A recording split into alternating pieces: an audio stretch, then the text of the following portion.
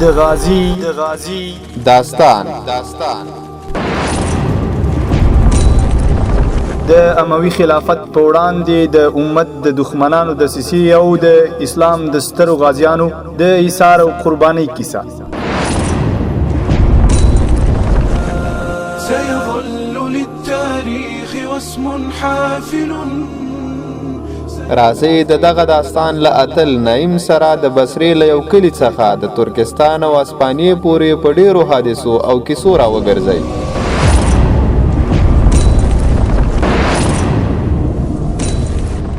هغه تنکیو زلمیو ته ډالۍ ده چې جذبې او همت لري خو د قیادت پارمان دي. هغو غیرتي مظلومانو ته چې پر وطن د سرلوړي ژوندانه ارمانجن دي.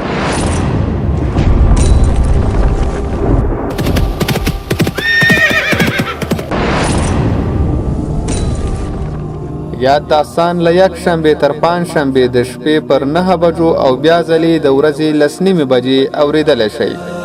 أمجادنا تاريخنا وسلامنا إسلامنا ملأ الوجود جمالا فاسأل خيول العز.